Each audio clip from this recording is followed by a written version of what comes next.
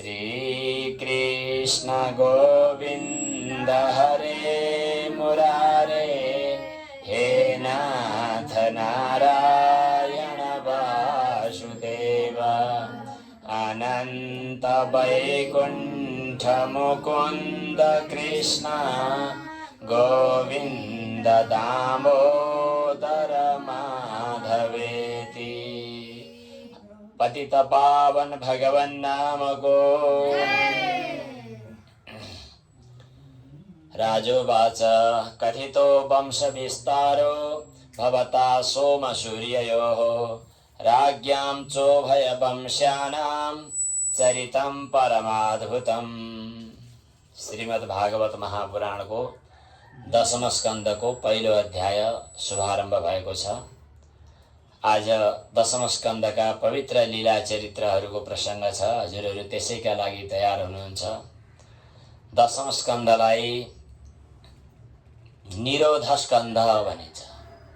10 प्रकारका भागवतका लक्षणहरू छन् नि, सर्ग, विसर्ग, स्थान, पोषण, उति, मन्वन्तर, ईशानुकथा, निरोध, मुक्ति र आश्रय। यसरी श्री शुकदेवजी महाराजले उपदेश गर्नुभएको भागवतको क्रममा 10वटा लक्षणहरू छुट्टा छुट्टै स्कन्धमा विभाजन गरिएको छ, जस अन्तर्गत यो 10औं स्कन्धलाई निरोध स्कन्ध भनेर बताइन्छ। निरोध शब्दको अर्थ हो रोक्नु। रोक्नु भन्नाले विषय रूपी गाउँमा भोग भोग्नका लागि त्यो जुठो रछान छान्नका लागि दौडिँदै गरेको मन रूपी कुकुरलाई अथवा भुस्या कुकुरलाई नियन्त्रण गर्ने उपाय नै निरोध स्कन्ध हो। निरोध स्कन्ध अर्थात् हृदय रूपी गाउँमा विषय रूपी रछानका निमित्त दौडिँदै गरेको चित्तवृत्ति रूपी भुस्या कुकुरलाई निरन्तर निरोध गर्नुलाई नै निरोध स्कन्ध भनेर बताइएको छ। निरोध स्कन्ध अर्थात् निरोध हुनका लागि 2टा कुरा आवश्यक छन्। त्यसलाई अलिकति घटाइदिनु न, आवाज चुइचुइ गरेको।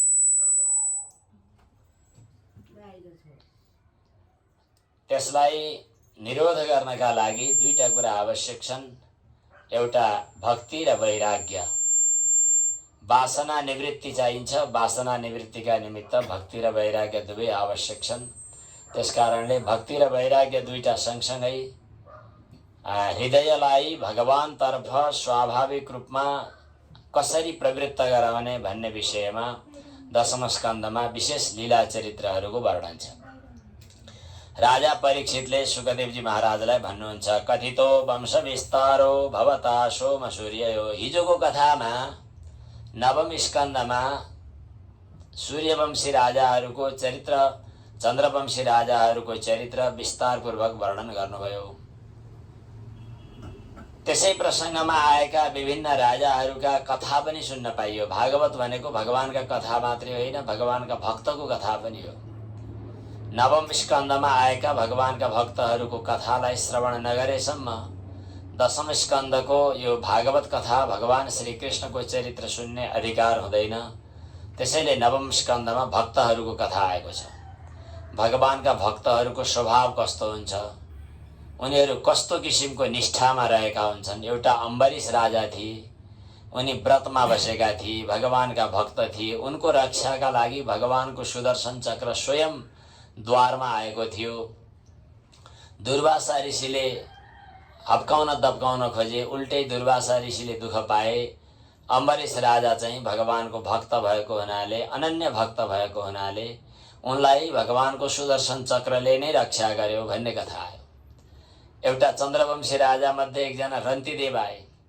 रन्तिदेवले 48 दिनसम्मको व्रत बसेर भोजन गर्न थालेको बेला ब्राह्मण आए। ब्राह्मणलाई भोजन दिनु पर्यो। एकछिन पछाडि बाँकी रहेको केही छ कि खाउँ भन्दाखेरि शूद्र आए, उनलाई पनि दिए। अनि अब त सबै सकिसक्यो, अलिकति पानी मात्रै थियो, पानी पिउँ भनेर सुरु गरेको त्यही बेला कुकुरलाई साथमा लिएर एउटा चाण्डाल आइपुग्यो। उसलाई पनि दिन उनलाई मजा आयो। मलाई अरू केही चाहिएन, सबैको हृदयभित्र रहेको मर्मलाई, वेदनालाई, भावनालाई बुझ्न सकूँ, उनीहरूका मनभित्र बसेर दुःख सुखको सँगसँगै अनुभव गर्न सकूँ, यस्ता भगवानका भक्तहरू उदार चरित्र भएका हुन्छन्। रन्तिदेवको कथा आयो, सगर राजाको अनि दिलीपको अरू त्यस्तै खट्वाङ्गा आदिहरूको ययातिको कथाहरू आए। यी कथाहरूले चाहिँ एउटा मानव जीवन स्वभाव कस्तो हुने, आदर्श कस्तो सिक्ने, हामीले हाम्रो चरित्र कस्तो बनाउने भनेर यी भागवत चरित्र भगवानका भक्तहरूको चरित्रको अनुशीलन गर्नुपर्छ। त्यसका लागि यी चरित्रहरू आदर्श समान छन्।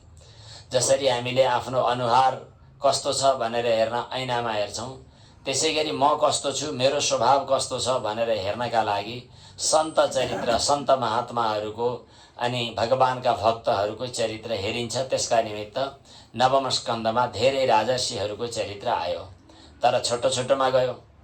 राजा परीक्षितले भन्नुहुन्छ, हजुरले चन्द्रवंशी सूर्यवंशी राजाहरूको चरित्र चाहिँ वर्णन गर्नुभयो छोटो छोटोमा।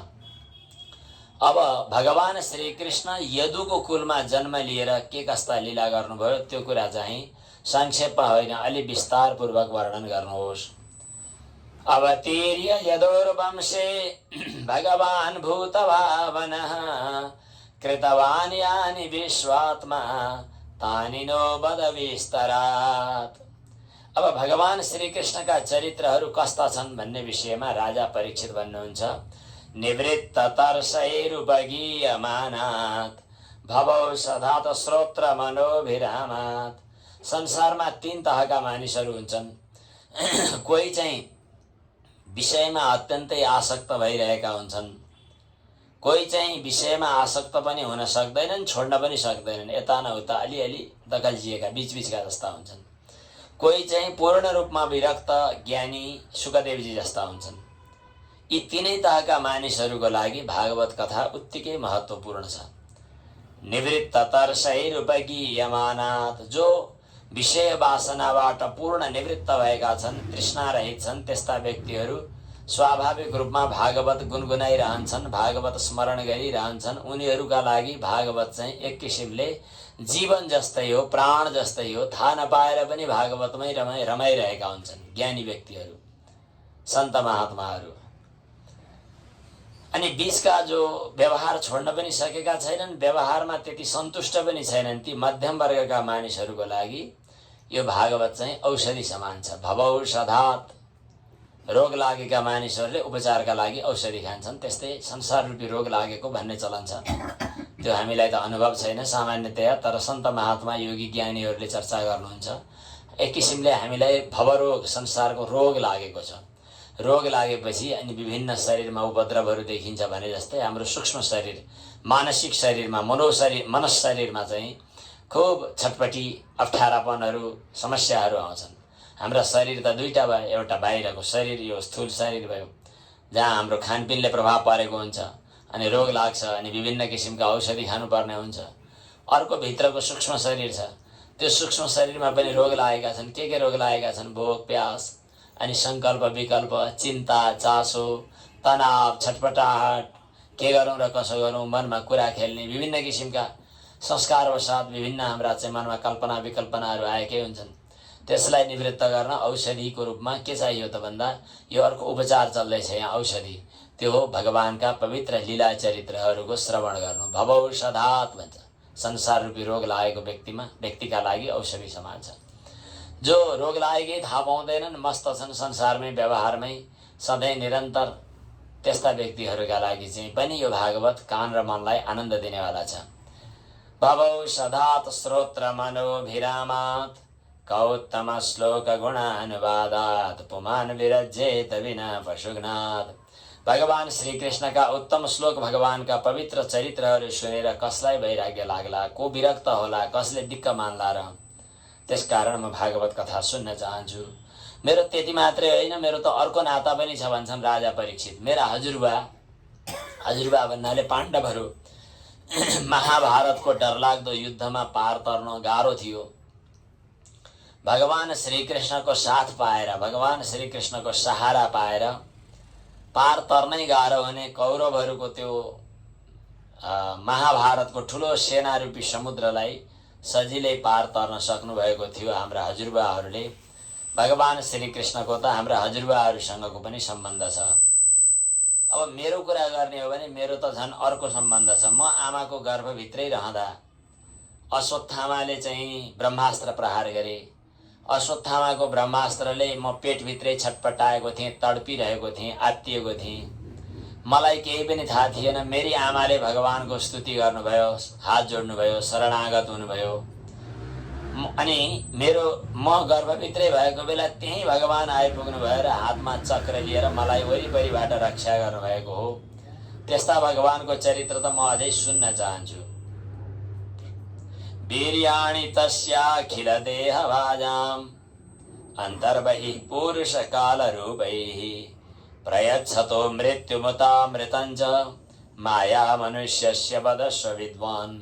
भगवानले मायाद्वारा मनुष्य शरीर धारण गरेर के कस्ता लीला चरित्रहरू गर्नुभयो, त्यस्ता भगवानका लीला चरित्रहरू सुनाउनुहोस्। अनि अर्कोतिर रोहिणीका गर्भबाट शङ्कर्षण बलराम जन्मिनुभयो, त्यो पनि सुनाउनुहोस्। भगवान मथुरामा जन्मिनुभयो अनि नन्दगाममा गोकुलमा गएर बाल्य लीला गर्नुभयो। त्यसपछि वृन्दावनमा जानुभयो भन्ने सुनिन्छ। मथुरामा कहिले फर्किनुभयो, के कस्ता लीला गर्नुभयो, यी सबै कुरा बताउनुहोस् भनेर राजा परीक्षितले सोध्दै हुनुहुन्छ। सुखदेवजी भन्नुहुन्छ भोक प्यास लाग्यो कि विश्राम गर्ने हो कि एकछिन भन्दा राजा परीक्षित भन्नुहुन्छ नै मलाई अब भोक प्यास लाग्दैन। पहिले एकछिन खान नपाउँदाखेरि भोक लागेर प्यास लागेर ती ब्राह्मणको गलामा मरेको सर्प हाल्दिन्थेँ। मैले खप्नै नसकिने भोक प्यास थियो पहिला। जब कथा सुन्ने बानी पर्यो अनि भोक प्यासहरू सबै समाप्त भए। नैषाति दुस्सहा क्षुन्माम त्यक्तोदमपि बाधते। अहिले पानी पिउन छोडेर बस्दा पनि मलाई कुनै बाधा छैन, आराम छ। किनभने हजुरको मुखबाट निश्रित भएको कथारूपी अमृत पान गर्न पाएको छु, मलाई आनन्द आइरहेको छ भनेपछि सुखदेवजीले भन्नुहुन्छ ल ठिक छ, त्यसो भए अब कथा श्रवण गर। तिमीले हजुरले ठिक विचार गर्दै हुनुहुन्छ। वैयासकिः स भगवान् अथ विष्णुरातम्। व्यासपुत्र सुखदेवजीले राजा परीक्षितलाई भगवान श्रीकृष्णका चरित्रहरूको वर्णन गर्न सुरु गर्नुभयो। यहाँनिर स भगवान शब्द छ। सुखदेवजी महाराजलाई नै भगवान भनेर बताइयो, अर्थात् भगवान नै स्वयं सुखदेवजीको रूपमा अवतरित हुनुभएको छ। एउटा यो पनि हो। स भगवान भनेको भगवान सहित भएर, अर्थात् कुनै व्यक्तिले पनि कृष्ण चरित्र वर्णन गर्दा व्यक्तिले वर्णन गर्न सक्दैन, त्यहाँ भगवत सत्ताको आधान हुनुपर्दछ। त्यसैले भगवान श्री सुखदेवजीमा साक्षात् भगवान नारायण नै, साक्षात् भगवान श्रीकृष्ण नै प्रकट भएर भागवत कथा अगाडि वाचन भइरहेको छ भन्ने यहाँ तात्पर्य अर्थ निक्लेको छ। सुखदेवजीले भन्नुहुन्छ हजुरले ठिक विचार गर्नुभयो, किनभने भगवत कथा सुन्ने रुचि जाग्यो। भगवानको कथा सुनेर तिनै तहका मानिसहरू पवित्र हुन्छन्। वक्तालाई पनि कल्याण हुन्छ, श्रोतालाई पनि कल्याण हुन्छ, आयोजक अनि त्यसबाहेक अरू सुन्न प्रसङ्गवशात आउनेहरूको पनि कल्याण हुन्छ। जसरी गङ्गाजी बग्दा, गङ्गाजी जसका निमित्त आयो उनको पनि कल्याण भयो, जसले ल्यायो उनको पनि मोक्ष भयो। र आजसम्म पनि गङ्गाको याद गर्दै गङ्गा गङ्गेति यो ब्रुयात भन्दै हामी सबैले कल्याण प्राप्त गरेका हुन्छौँ। जसरी त्यसै गरी भागवत कथा सुन्ने, भन्ने, लगाउने सबैका लागि चाहिँ कल्याण हुन्छ। अब उहिलेको कथा सुन्नुहोस्। भूमिर्दृप्त नृपव्याज। पृथ्वीलाई पृथ्वीका घमण्डी दुष्ट राजाहरूले घमण्ड गर्दा भारी भयो अरे। पृथ्वीमा बस्ने मान्छेहरू ज्यादै अन्यायी भए भने, अत्याचारी भयो भने पृथ्वीलाई गरुङ्गो हुन्छ। अब छोरो खराब पर्यो भने आमालाई कस्तो पीडा हुन्छ। छोरो जतिसुकै गरुङ्गो अथवा मोटो घाटो भए पनि काखमा लिँदा आमालाई पीडा हुँदैन। तर छोरोको स्वभाव गलत भयो भने आमालाई मनमा खेद हुन्छ भने जस्तै पृथ्वी मातालाई पृथ्वीका राजाहरू, पृथ्वीका यहाँका शासकहरू दुष्टभन्दा ज्यादै ठुलो पीडा भयो, ज्यादै ठुलो पीडा भयो। तर त्यो पीडा अब कहाँ व्यक्त गर्ने, कसलाई भन्ने? भगवान नारायण आफ्नो पतिदेवलाई भन्न जानु छ। आफ्नो पतिदेव भगवान नारायणका दुईटी पत्नीहरू प्रसिद्ध छन्। भगवानका दुईटी दुलहीहरू छन्। एउटी लक्ष्मी श्रीदेवी भन्छन्, अर्को चाहिँ भगवानकी पत्नी पृथ्वी भूदेवी भन्छन्। भूदेवीलाई चाहिँ अचल सम्पत्ति पनि भनिन्छ, श्रीदेवीलाई चल सम्पत्ति पनि भनिन्छ। लक्ष्मी त सँगसँगै भगवानसँगै बसेकी छन्। त्यसकारणले पृथ्वी माता चाहिँ कहिलेकाहीँ भगवानसँग बस्ने हो। अब भगवानसँग जाँदा उहाँ उहाँ चाहिँ लक्ष्मी बसिरहेकी छन्। उनले के भन्छन् फेरि, एक्लै जानुभन्दा कसैलाई साथमा लिएर जानु पर्यो भन्ने ठानेर पृथ्वी माताले भगवानसँग जानका लागि ब्रह्माको साथ लिन चाहनुभयो। ब्रह्माजी भगवान विष्णुको छोरा त हुनुहुन्छ, तर पृथ्वी तर्फबाट पनि लक्ष्मी तर्फबाट पनि नातो बराबर छ, किनभने ब्रह्माजी भगवान विष्णुको नाभि कमलबाट पैदा हुनुभएको।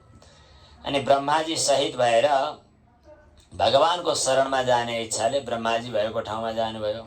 गाई भएर जानुभयो भनेको छ, गाई भएर जानुभयो। गौरभूत्वा श्रुमुखी खिन्न, एकदम खिन्न भएकी, आँखाबाट आँसु बगाइरहेकी गाई भएर जानुभयो र ब्रह्माजीसँग सबै कुरा बताउनु भयो। पृथ्वीका अहिले दुष्ट राजाहरूले अन्याय गर्छन्, खिचाक पानी गर्छन्, आफ्नो स्वार्थ मात्रै गर्छन्। मलाई साह्रै दुःख भयो, के गर्ने, भगवान भएको ठाउँमा जान पाए हुन्थ्यो। ब्रह्माजीले ल ठिक छ जाने, तर एक्लै किन जानु, देवतालाई पनि भन्नु पर्यो भनेर देवतालाई पनि खबर गर्नुभयो।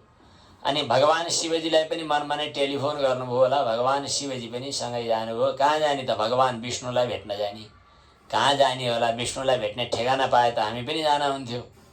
अब यहाँ भन्नुहुन्छ तीरम क्षीरपयोनिधे, दुधको समुद्र भएको ठाउँमा जानुभयो भनिन्छ।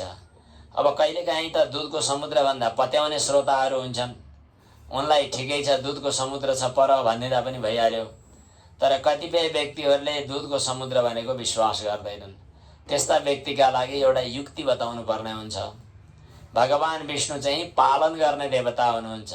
हामी जति छौँ संसारका प्राणीहरू, मान्छे मात्रै होइन, सबै प्राणीहरू, सबैको पालन पोषण गर्ने भगवान विष्णु, सृष्टि गर्ने ब्रह्मा, संहार गर्ने भगवान रुद्र, यो त सबैलाई थाहा छँदैछ। पालन पोषण गर्नका लागि भगवान विष्णुले कसरी गर्नुहुन्छ त भन्दा, अब बच्चा जन्मिँदैदेखिबाट आमाको स्तनमा दुध भरेर त्यो बच्चाका लागि आहारा दिलाउने काम भगवानले गर्नुभयो। अब अलिक ठुलो भएपछि, दाँत पलाएपछि आमाको दुध कम हुँदै गयो, अनि त्यसपछि अरू बाहिरी वस्तुहरू उपभोग गर्छ, तर पनि दुधको आवश्यकता पर्छ। गाईको दुध, भैँसीको दुध, अरू दुधहरूको प्रयोग गर्दछ। यसै गरी दुध हामीले जीवनमा जति खाएका छौँ, जति खपत गरेका छौँ, त्यसलाई मानव विचार गर्ने हो भने, हाम्रो पालन पोषणका लागि विचार गर्ने हो भने, मानव अब यही काठमाडौँ बजारको सहरको कुरा गर्दा एक दिनमा यहाँ खपत हुने दुध कति हुन्छ होला भनेर विचार गर्ने हो भने, एउटा गाउँमा मात्रै अथवा एउटा टोलमा मात्रै चाहिने दुध पनि एउटा तलाउ बराबर चाहिएला भने पुरै काठमाडौँलाई चाहिने दुध कति होला, एउटा नारायणी नदी बराबर पनि नपुग्ला। अनि देशभरि, देश मात्रै होइन विदेशभरि जहाँ तहीँ पाइने चाहिने दुधलाई हामीले देखेका छैनौँ।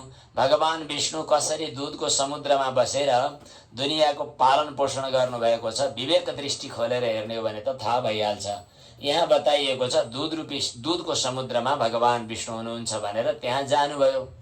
गएर पनि बाहिरी आँखाले पुर्लुक्क हेरेर भगवान विष्णु देखिनेवाला हुनुहुन्न। ब्रह्माजीले त्यहाँ गएर भगवानलाई पुरुष सूक्तद्वारा स्तुति गर्नुभयो। जुन मन्त्रले हामी यहाँ भगवानको पूजा गर्छौँ, यही मन्त्र पढेर ब्रह्माजीले पनि विष्णु भगवानको स्तुति गर्नुभयो। त्यो क्षीर समुद्रमा गएर पनि सहस्र शीर्षा पुरुषः सहस्राक्षः सहस्रपात, यही पुरुष सूक्त पढेर स्तुति गर्नुभयो।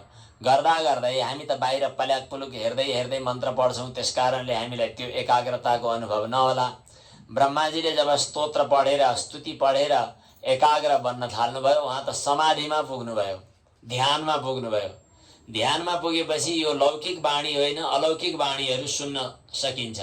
अनि ब्रह्माजीले भगवान नारायणको दिव्य वाणी, आकाशवाणी सुन्नुभयो। त्यसपछि आँखा खोलेर देवताहरू सबैलाई भनिदिनु भयो कि मैले भगवानको आज्ञा थाहा पाएँ। भगवानले के भन्नुभयो त, गिरम समाधौ गगने समीरिताम निशम्य वेदास्त्रिदशान उवाच गाम पौरुषिं मे शृणुता मरा पुनर्। भगवानले भन्नुभयो, हे देवता हो, मेरो कुरा सुन र मेरो आज्ञा पालन गर। पृथ्वीलाई पीडा भएको कुरा मलाई पहिल्यै थाहा छ। मेरी पत्नी अनि पत्नीको पीडा, पत्नीको समस्या मैले थाहा नपाउने र तिमीहरूले आएर भनिदिने, यो त नाटकै हुन्छ। थाहा पाउनु पर्यो नि मैले, पतिले। मैले पहिल्यै थाहा पाएको छु भन्नुहुन्छ भगवान नारायणले। पुराएव पहिले नै पुरैव पुंसा बद्रितो धरा ज्वरो। पृथ्वीको समस्या मलाई पहिल्यै थाहा छ। मैले पृथ्वीमा अवतार लिने तर्खर गरिसकेको छु। तिमीहरूले पनि हे देवता हो, तिमीहरूले पनि आफ्नो अंशद्वारा यदुवंशमा जन्म लिनु। भगवान नारायण वसुदेवको घरमा जन्मिन्। भगवान नारायणले भन्नुभएको छ कि आफू वसुदेवको घरमा जन्मिने तयारी गर्दै हुनुहुन्छ। अनि जहाँ भगवान नारायण हुनुहुन्छ त्यहाँ भगवान नारायण सँगसँगै बस्ने शेष पनि हुनुहुन्छ नि। शेष, ती शेषको रूपमा बलराम भएर जन्मिँदै हुनुहुन्छ भगवान। अनि भगवान जब सृष्टिमा आउनुहुन्छ तब मायालाई पनि स्वीकार गर्नु पर्यो। योग मायालाई पनि नन्द बाबाको घरमा जन्मिने तयारी गराउँदै हुनुहुन्छ भगवानले। यो सबै कुरा मैले थाहा पाएँ भनेर ब्रह्माजीले भन्नुभयो। देवताहरू खुब खुसी भए। पृथ्वी पनि आश्वस्त भएर भगवान अब जन्मिनुहुन्छ भनेर फर्किनु भयो। इत्यादि श्यामरगणान् प्रजापतिपतिर्विभु आश्वास्य च महिं गिर्भिः स्वधाम परमं ययौ। यतिखेर मथुरापुरीमा सुरसेन राजाले राज्य गर्नुभएको छ। मथुर मण्डल र सुर मण्डलको शासन गर्नुभएको छ। त्यतिखेर मथुरा राजधानी छ सम्पूर्ण यादवहरूको। जुन मथुरा क्षेत्रमा भगवान नारायण नित्य निरन्तर विश्राम गरेर आराम गरेर नित्य निरन्तर रमाउनु भएको छ। यहीँनेरि यसै समयमा सूरपुत्र वसुदेवजीको विवाह हुँदैछ देवकीको साथमा। देवकी छोरी देवकीको साथमा विवाह भइरहेको छ। अनि उनीको अर्को बाबाको छोरा दाजु उग्रसेनको छोरा कंस हो। त्यो कंसले आफ्नी बहिनीको विवाहको सन्दर्भमा बहिनीको नजिक बनेर बहिनीको प्यारो गर्नका लागि रथमा विभिन्न दाइजोहरू राखेर अनि बहिनीलाई पनि साथमा राखेर रथ हाँकेर हिँडिरहेको छ विवाह गरेर फर्किने क्रममा। प्रसङ्ग यति छ यहाँ। यसपछि फर्किएर आउँदै गर्दाखेरि स्वर्गका देवताहरूले याद गरे कि यो त कंसले देवकीलाई लिएर हिँडेको छ। अनि वसुदेवको सङ्गत भएको छ।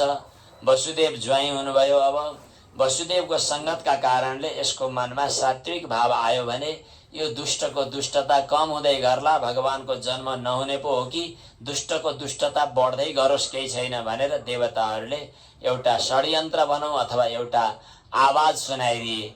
देवताहरूले के आवाज सुनाइदिए त भन्दा, ए कंस, जसलाई तैँले आज विवाहको अवसरमा बहिनी भनेर लिएर गइरहेको छस्, उसको 8औं गर्भबाट तेरो मृत्यु हुनेछ भनेर आकाशबाट आवाज आयो। त्यो आवाज आउने बित्तिकै झ्याप्पै रथ रोक्यो, ब्रेक लगायो अनि आफ्नो म्यानबाट तरवार झिक्यो र एउटा हातले बहिनीको चुल्ठो समातेर अर्को हातले छ्याप्पै काट्न थाल्यो। त्यसपछि लो अब बर्बाद गर्यो, के गर्ने। देवकी त एकदम सहनशील हुनुहुन्छ, केही भन्नुहुन्न, हतारिएर आत्तिएर छटपटाएर कतै दौडधुप केही गर्नुहुन्न। तर वसुदेवजीले चाहिँ आफ्नी पत्नीको रक्षा गर्ने जिम्मेवारी हो भनेर विचार गर्नुभयो। तर उसँग लडेर जित्न सकिन्न, हात समातेर जित्न सकिन्न।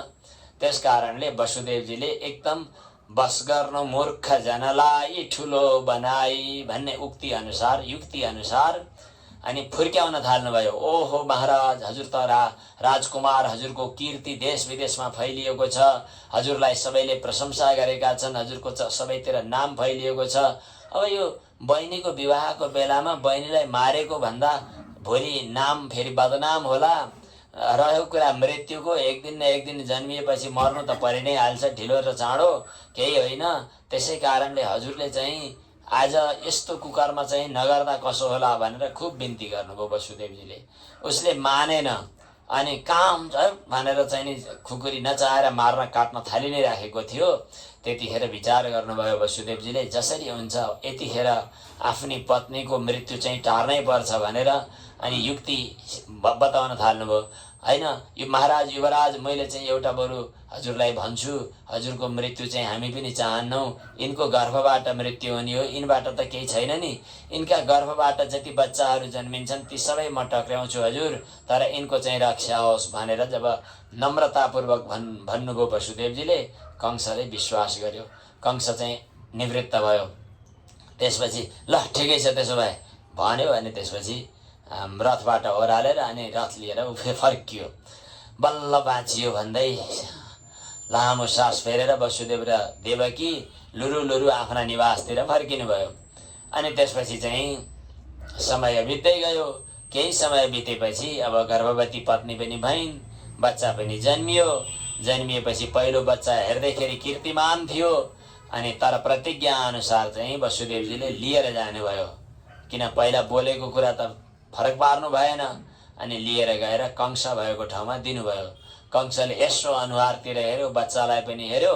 यो बच्चाको सुकोमल अनुहार देखेपछि उसका मनमा पनि भावना जाग्यो, ठिकै छ, यसबाट त मलाई केही भयो छैन, यो बच्चा फिर्ता लैजाऊ भन्यो पहिला।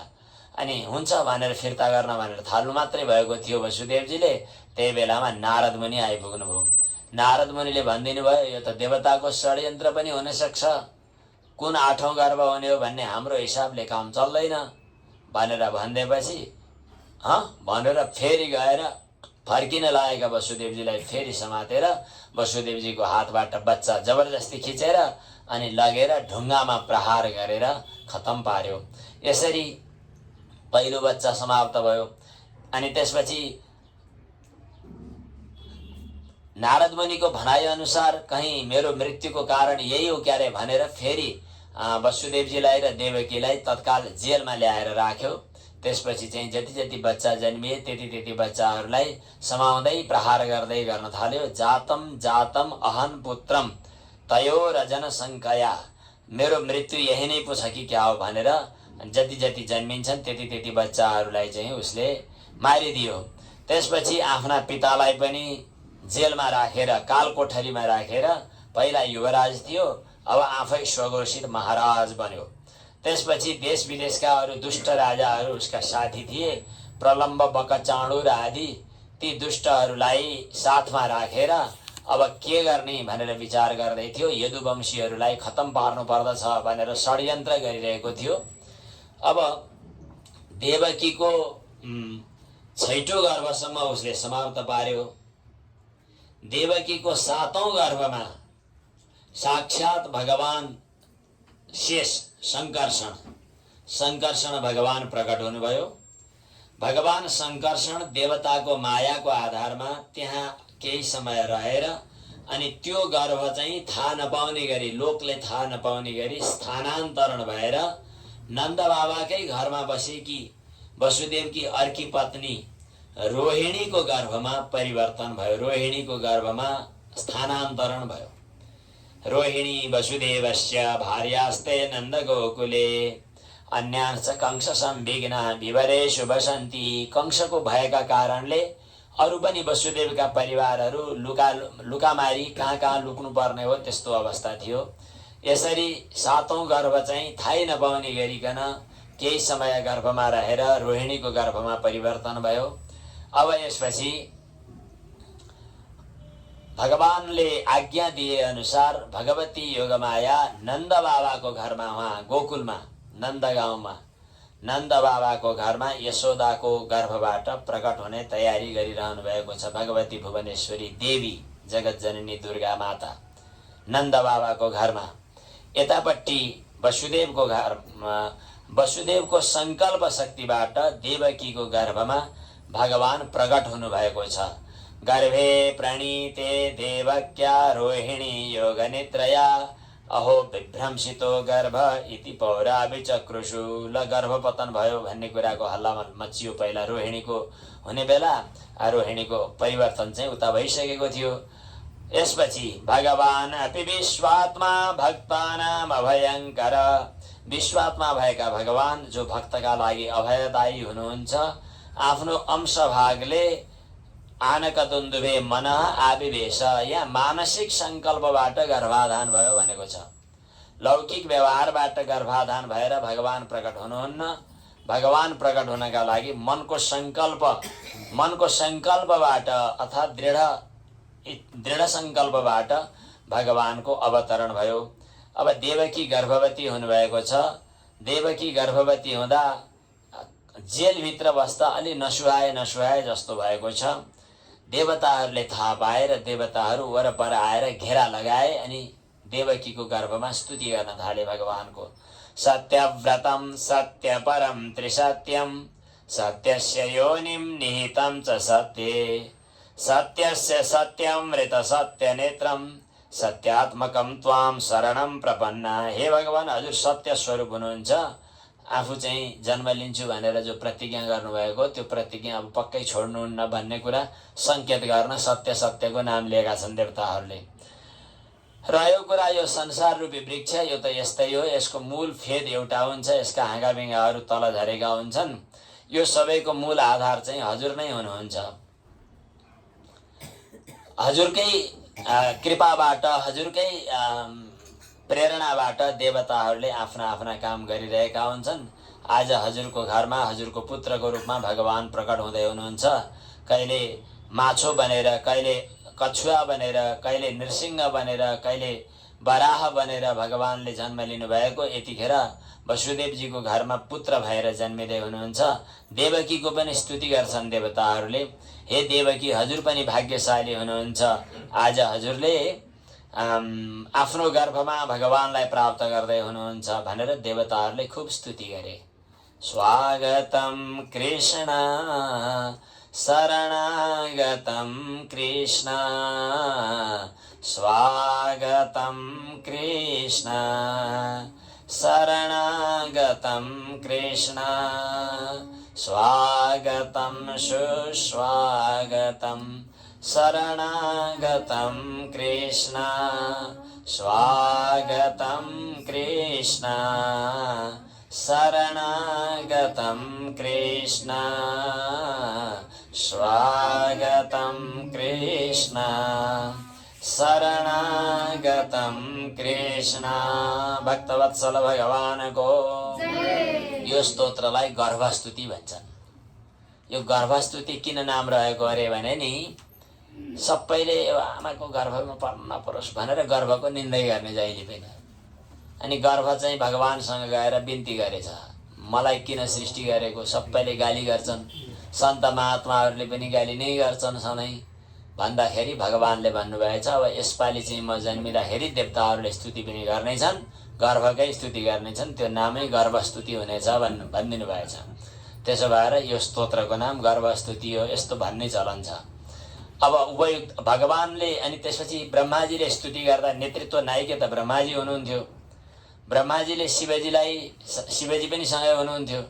देवताहरूलाई भन्नुभएछ कि तिमीहरू अब यहाँ नबस, जाओ, यहाँ खल्लबल्ल गर्नु हुँदैन, धेरै गर्भगृहमा चाहिँ धेरै हल्ला गर्नु हुँदैन, जाऊ भनेर भन्दा कोही पनि टेरेनन्।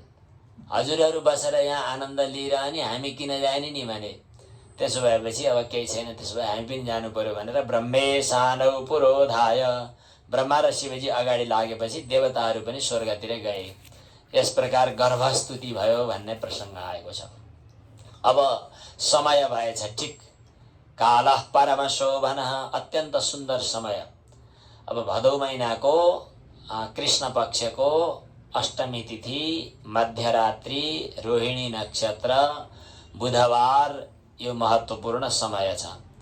यो समयलाई पनि परम शोभना भन्छन्। अरू बेला काल भनेपछि डराउँछन् मान्छे, काल आयो भने ओहो डरा भयङ्कर भन्छन्। तर यहाँ काल भनेको त समय नै हो। तर यस्तो काल पनि समय पनि यति सुन्दर भएर आएको छ।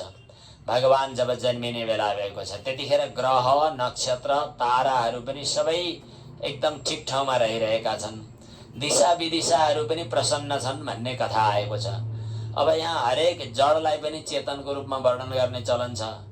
दिशा शब्दको अर्थ चाहिँ पूर्व पश्चिम उत्तर दक्षिण भन्ने हुन्छ। पूर्व दिशा, पश्चिम दिशा, उत्तर दिशा।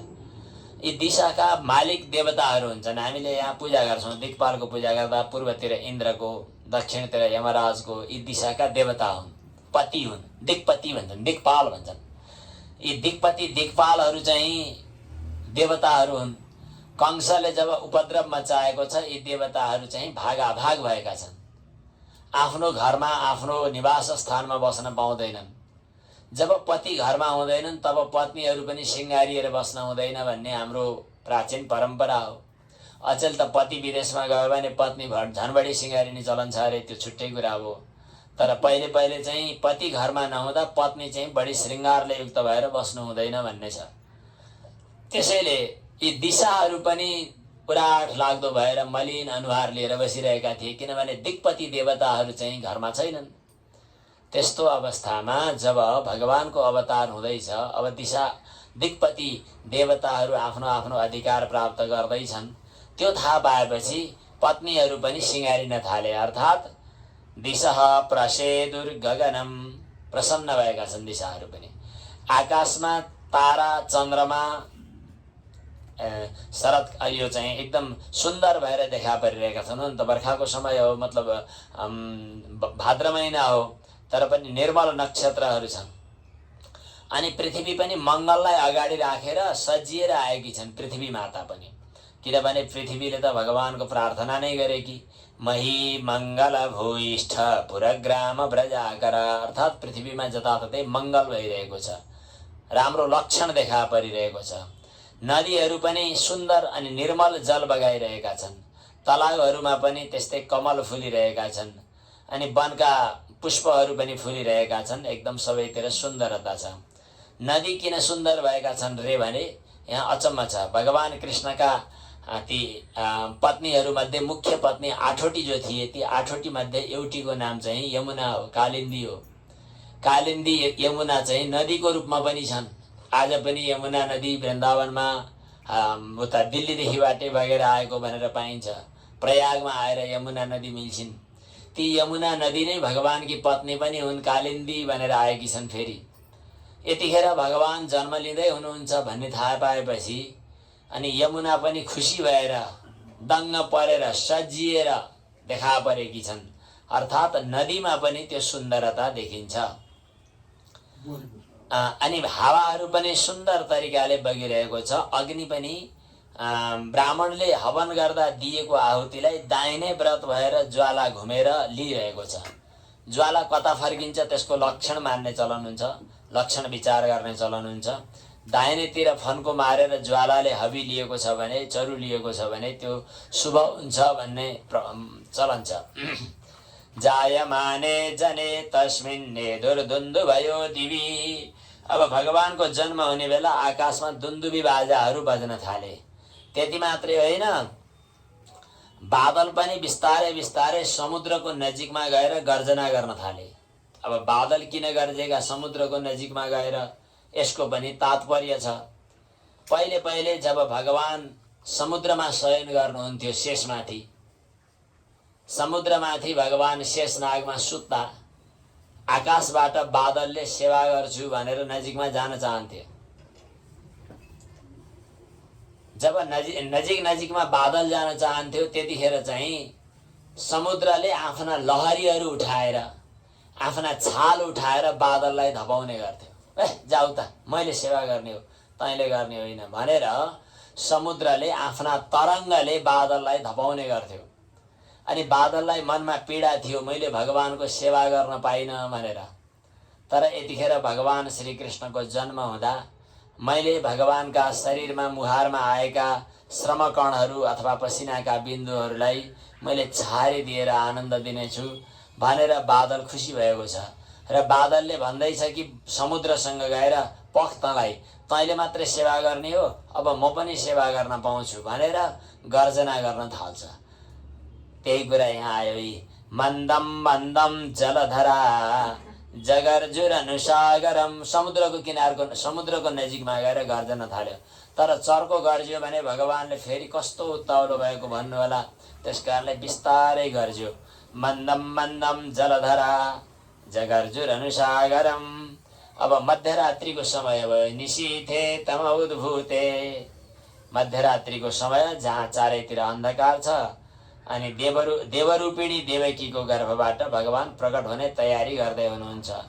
यो मध्यरात्रिको समयमा भनेको के रहेछ भने अष्टमीको मध्यरात्रिमा अब चन्द्रमा उदाउने बेला पनि हुन्छ। औँसीमा निष्पट्ट अन्धकार हुन्छ। औँसीको समयमा पनि अर्थात् निष्पट्ट अन्धकार, अज्ञान रूपी अन्धकारले ढाकिएको हृदयमा भगवानको जन्मको आवश्यकता छैन। अलिअलि ज्ञान, अलिअलि अज्ञान, अलिअलि द्वन्द्व, अलिअलि द्वैत, अलिअलि अद्वैत, अलिअलि चाहिँ भ्रान्ति, अलिअलि चाहिँ मिथ्या ज्ञान, यस्तै यस्तै धुन्द्रो अवस्थामा चाहिँ भगवत जन्मको तत्त्व साक्षात्कारको आवश्यकता पर्दछ। अब अहिले जे कथा आउँछ भगवान श्री कृष्णको, यो साधकको हृदयमा बुद्धिरूपी देवकीबाट, बुद्धि पनि सत्वगुणाश्रिता बुद्धि, सत्वगुणाश्रिता बुद्धिरूपी देवकीबाट सत्वगुणकै रूप भएका वसुदेवजीको पुत्रको रूपमा भगवान श्री कृष्ण ज्ञान सूर्यको, ज्ञान चन्द्रको रूपमा, ज्ञानाभिम चन्द्रमाको रूपमा भगवान प्रकट हुनुभएको यो कथा पनि हो। आविरासित यथा प्राच्यां दिसिन्दुरिव पुष्कल, जसरी पूर्वतिर चन्द्रमा उदाउँछन् त्यसै गरी रात्रिको मध्यरात्रिको समयमा भगवान देवकीको गर्भबाट एकाएक बाहिर प्रकट हुनुभयो। भक्तवत्सल भगवानको, श्री कृष्ण चन्द्र भगवानको सर्वप्रथम प्रकट हुँदाखेरि अद्भुत बालकको रूपमा प्रकट हुनुभयो, जसका 4 हात थिए। शङ्ख चक्र गदा पद्म हातमा लिनुभएको थियो, छातीमा श्रीवत्स चिन्ह पनि थियो, अनि गलामा कौस्तुभ मणिको माला पनि थियो र पहेँलो पहेँलो वस्त्र ओढ्नु भएको थियो। अनि एकदम महँगा महार वैदुर्य किरीट कुण्डल जस्ता गहनाहरूले सुशोभित हुनुभएको, यस्तो विचित्रको भगवानको चमकलाई, भगवानको स्वरूपलाई देखेर वसुदेवजीले चाहिँ हत्तपत्त चाहिँ हात जोडेर स्तुति गर्न थाल्नुभयो। सबैभन्दा पहिला त मैले पुत्र जन्मेको अवसरमा गोदान गर्न पर्ने, अहिले गाईदान गर्न भ्याइएन, पाइएन, किनभने जेलभित्र छु। अब जब खुल्ने छु, जब बाहिर हुनेछु, तब गाईदान गर्नेछु भनेर सङ्कल्प गरेर छोड्नुभयो। मुदा द्विजेभ्यो युतमा प्लुतो गवाम, गाईदान गर्छु भनेर सङ्कल्प गरेर छोड्नुभयो र अनि भगवानको स्तुति गर्न थाल्नुभयो। अथैन मस्तौत अवधार्य पुरुषम, उहाँ त साक्षात् आदि पुरुष परम पुरुष परमात्मा हुनुहुन्छ भन्ने कुराको निर्धारण गरेर अनि शिर नुघाएर झुकाएर हात जोडेर भगवानको स्तुति गर्नुभयो। जुन भगवानले आफ्नो प्रकाशले त्यो पुरै गर्भगृहलाई जेलको सेरोफेरोलाई उज्यालो पार्नु भएको थियो। वसुदेवजीले भन्नुहुन्छ, भगवान मैले हजुरलाई चिने, हजुर त प्रकृतिदेखि पर रहेको परम पुरुष हुनुहुन्छ, केवल अनुभव गर्दा थाहा पाइने अन्तर्यामी, सबैको हृदयभित्र रहने आत्माको रूपमा विराजमान, सबैका बुद्धिको द्रष्टा साक्षी चैतन्य हुनुहुन्छ। हजुरले नै प्रकृतिलाई स्वीकार गरेर सृष्टि गर्नुभयो, सृष्टि भएका वस्तुमा प्रवेश गरे झैँ पनि गर्नुभयो, तर व्यापक हुनुहुन्छ, अधिष्ठान हुनुहुन्छ, त्यस कारणले प्रवेश नभएको भन्न पनि मिल्छ। हजुर विभिन्न किसिमका आफ्ना गुणका प्रपञ्चलाई स्वीकार गरेर कहिले कस्तो बन्नुहुन्छ। यतिखेर यहाँ मेरो पुत्र भएर जन्मिनु भएको छ, हजुरको यो लीला हो, मैले अरू के पो भन्न सक्छु र प्रणाम गर्दछु भनेर भगवानको स्तुति गर्नुभयो। देवकीले त झन् वेदान्तका रहस्य भरिएको स्तुति गर्नुभएको छ। देवकीले पनि स्तुति गर्नुभयो। रूपम यत्तद प्राहुर व्यक्तमाद्यम, जो अव्यक्त आद्य रूप छ भगवानको, ब्रह्म ज्योति निर्गुण निर्विकार भनिने, अनि केवल सत्ता मात्र, अस्तित्व मात्र, निर्विशेष, यस्तो अध्यात्म दीपको रूपमा प्रकाशमान हजुर हुनुहुन्छ। यो सम्पूर्ण संसार प्रलय भएपछि पनि बाँकी रहने हजुर एकमात्र हुनुहुन्छ। आज हजुरले यो जन्म स्वीकार गर्नुभयो, अचम्म लाग्दो गरी यो स्वरूपमा आउनुभयो, म प्रणाम गर्दछु। तर हजुरको यो जन्म, हजुरको यो स्वरूपलाई कंसले थाहा नपाइदिए हुन्थ्यो। कंसले त कतिखेर बच्चा जन्मिएला भनेर पर्खेर बसिरहेको छ। हजुरले यो स्वरूपलाई उपसंहार गर्दा कसो होला भनेर देवकीले स्तुति गर्नुभयो।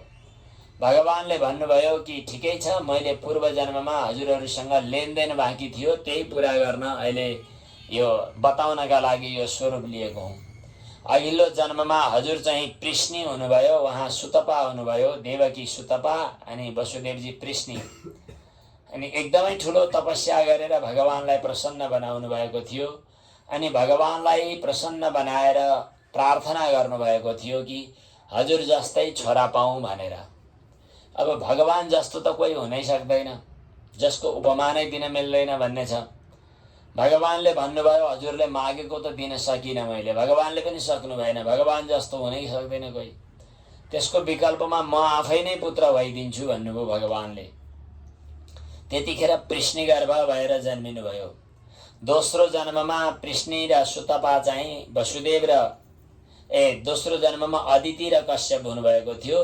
त्यतिखेर भगवान चाहिँ वामन भएर जन्मिनु भयो।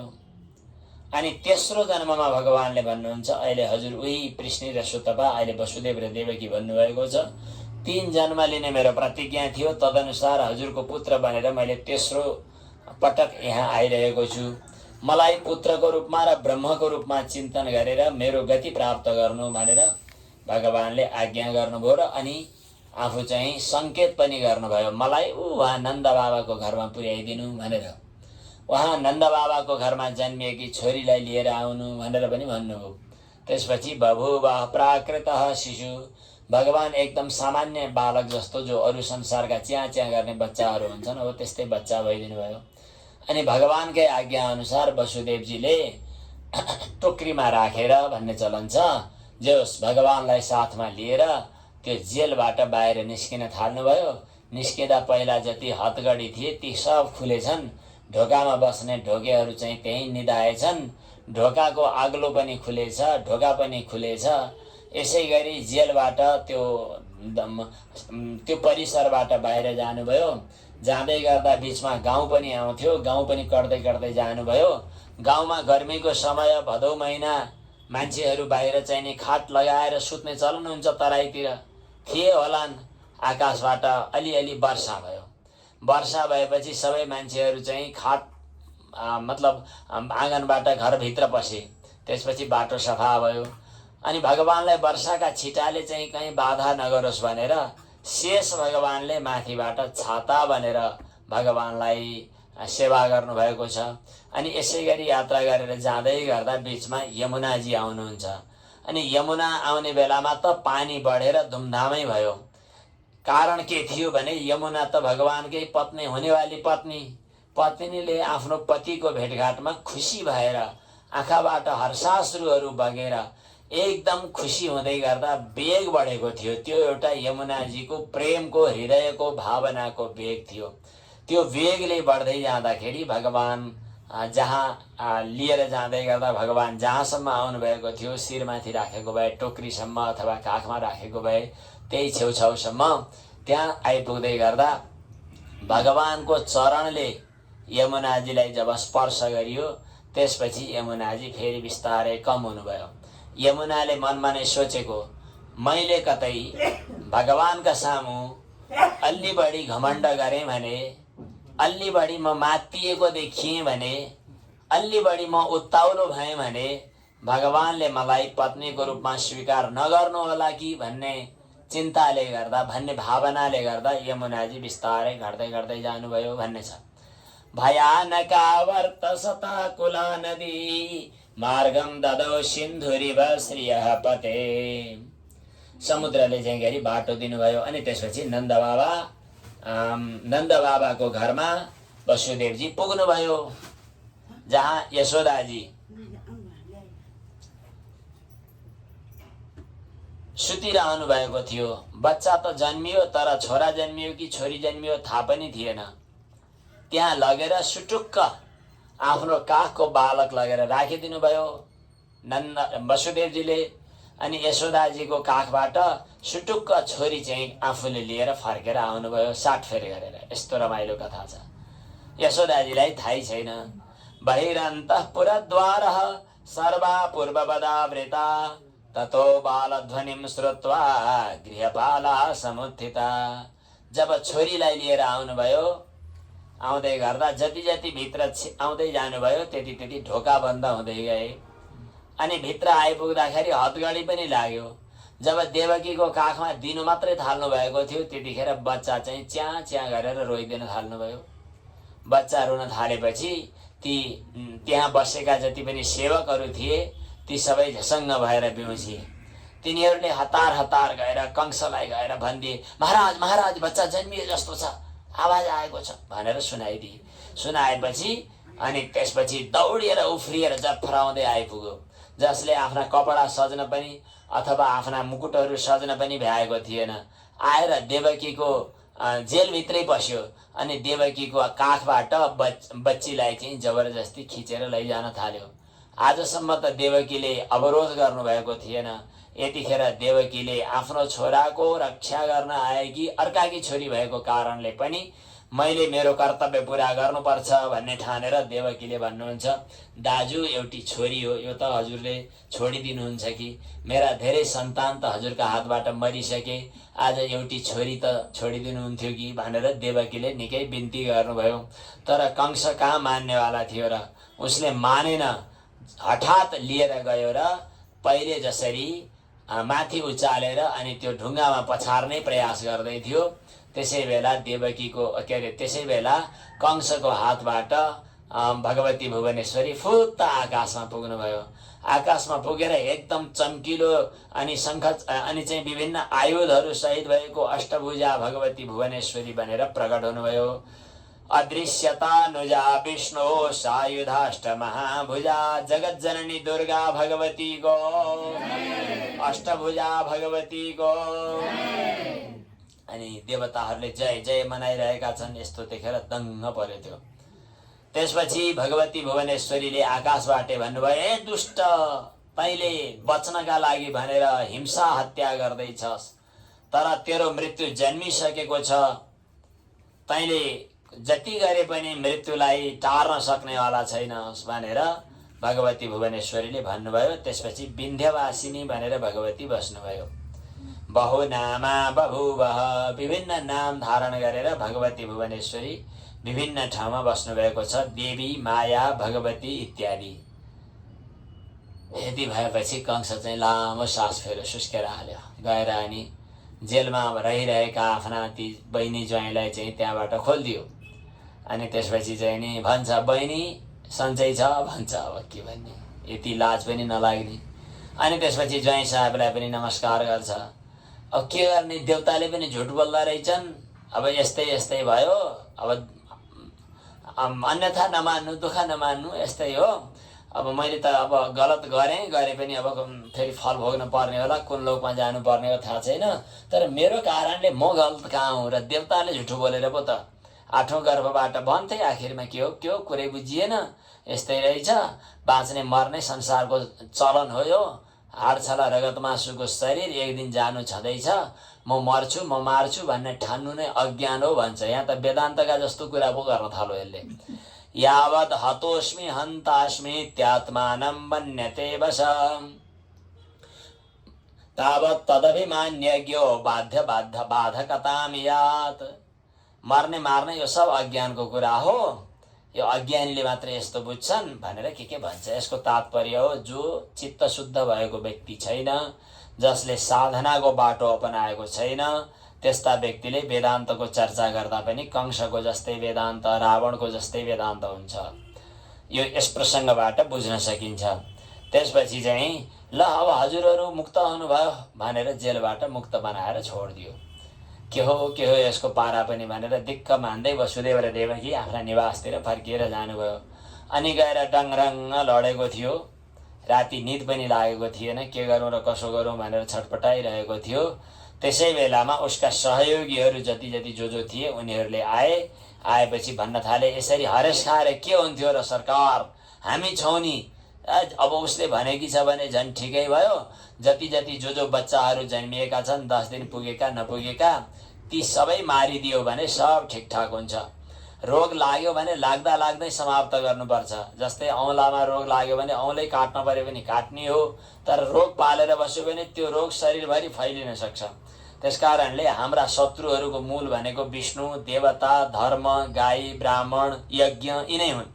यी जहाँ छन् यिनलाई उपद्रव मचाउने, यिनीहरूलाई खत्तम पार्ने, त्यसो गर्नुपर्छ अब भनेर ती दुष्टहरूले चाहिँ नि मचाइदिए। उसले पनि ल ठिकै छ त्यसै गर्नुपर्छ भन्यो। अनि बाल हत्याको अभियान चलायो। त्यसै प्रसङ्गमा अब ठाउँमा गएर बच्चाहरू मार्ने अभियान कंसको चलिरहेको छ। अब अर्कोपट्टि जाउँ, जहाँ भगवान पुग्नु भएको छ नन्द बाबाको घरमा। नन्द बाबा लगभग 80 वर्षको उमेर भएको भन्ने चलन छ। जीवनभर पुत्र प्राप्त नभएको हुनाले सन्तान गोपाल मन्त्र जपेर भगवानको प्रार्थना गरेर पुत्र होस् भनेर साधना गरिरहेका, अब अहिले चाहिँ आफ्नी पत्नी यशोदाजी गर्भवती हुनुहुन्छ भनेपछि पुत्र प्राप्त होला भनेर आशा गरेर बसिरहनु भएको थियो, मन्त्र जपिरहनु भएको थियो, मन्त्र जप्दा जप्दै भगवानको याद गरिरहनुहुन्थ्यो। यस्तै समयमा रात्रिकै समयमा जन्मिएको त थाहै नै भएन। बिहान बिहानै नन्दकी बहिनी सुनन्दाले, नन्द बाबाकी बहिनी सुनन्दाले सबैभन्दा पहिले बच्चा जन्मिएको देख्नुभयो। त्यसपछि गएर सबैभन्दा पहिले नन्द बाबालाई गएर बधाई हो भन्न थाल्नुभयो, बधाई हो भन्नु। अनि त्यसपछि नन्द बाबा खुसी हुनुभयो। सबैभन्दा पहिले पुत्रको अनुहार हेर्नुभन्दा पनि पहिले स्नान गर्नुपर्छ भन्ने विधि छ। गएर यमुनाजीमा डुबुल्की लगाएर स्नान गर्नुभयो। त्यसपछि आउँदा जाँदाखेरि बिचमा जति पनि ब्राह्मणहरू थिए अथवा जो थिए तिनीहरू सबैलाई लो लो हाम्रो घरमा बालक बच्चा जन्मिए जस्तो छ आउनु भनेर सबैलाई समाचार पठाउनु भयो। त्यसपछि आएर नुहाई धुवाई गरिसकेपछि अनि गहना लगाएर, कुण्डल लगाएर, तिलक लगाएर, अनि पगडी बाँधेर सजिएर अनि नयाँ नयाँ कपडाहरू लगाएर चट्ट परेर नन्द बाबा पनि बाहिर निस्किनु भयो। त्यति गर्दा धोतीपाटा लगाएका पण्डितजीहरू ब्राह्मण देवहरूको लाइन पनि उताबाट आइपुग्यो। अनि अरू अरू गाउँ गाउँबाट ती गोप गोपीहरू जो थिए, नरनारीहरू, तिनीहरूले चाहिँ नि आफ्नो आफ्नो परम्पराका वेशभूषामा सजिएर सबैले मिठाईहरू अनि नौनी घिउहरू अनि अरू विभिन्न परिकारहरू, मिश्रीहरू, खानेकुराहरू लिएर जय जय मनाउँदै सबै आइपुगे लाइन लाएर लर्को लागेर। अनि त्यसपछि नन्द बाबाको घरमा चाहिँ भव्य उत्सव हुन थाल्यो। सबैभन्दा पहिले स्वस्ति वाचन गरे।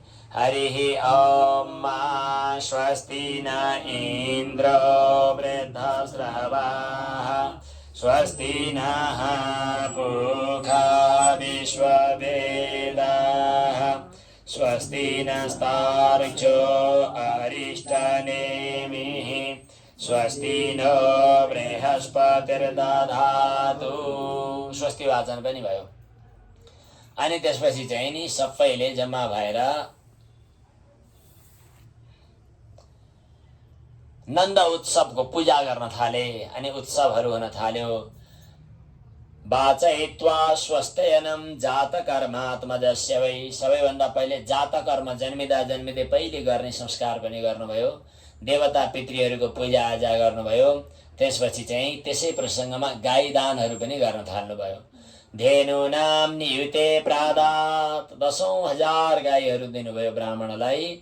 अनि त्यसपछि चाहिँ तिलको समुद्र, तिलको चाहिँ नि के पहाड, अनि त्यसपछि रत्नका पहाडहरू अनि विभिन्न पर्वतहरू बनाएर अनि दान गर्न थाल्नुभयो। धेनूनां नियुते प्रादात् विप्रेभ्यः समलङ्कृते तिलाद्रिन् सप्तरत्नौघ सातकौमाम्बरावृतान्। अनि यस प्रकार दान पुण्यहरू गर्न थाल्नुभयो। हामीले पनि भगवानको यसो पूजा गरौँ, केही दक्षिणा भेटीहरू त्यहाँ चढाउँ, केही नौनी घिउहरू आएको छ भने अबिर अनि चन्दनहरू भगवानलाई यसो अर्पण गर्ने, दही नौनीहरू छ भने। नन्द नन्दन भगवानको, श्री कृष्ण चन्द्र भगवानको, भक्तवत्सल भगवानको नन्द घर आनन्द भयो जय कन्हैया लाल की भन्ने। नन्द घर आनन्द भयो जय कन्हैया लाल की, नन्द घर आनन्द भयो जय कन्हैया लाल की, जय कन्हैया लाल की, जय कन्हैया लाल की, जय कन्हैया लाल की, जय कन्हैया लाल की। नन्द घर आनन्द भयो जय कन्हैया लाल की, नन्द घर आनन्द भयो जय कन्हैया लाल की। हाथी दिए, घोड़ा दिए और दिए पाल की, हाथी दिए, घोड़ा दिए और दिए पाल की, हाथी दिए, घोड़ा दिए और दिए पाल की। नन्द घर आनन्द भयो जय कन्हैया लाल की, नन्द घर आनन्द भयो जय कन्हैया लाल की, नन्द घर आनन्द भयो जय कन्हैया लाल की।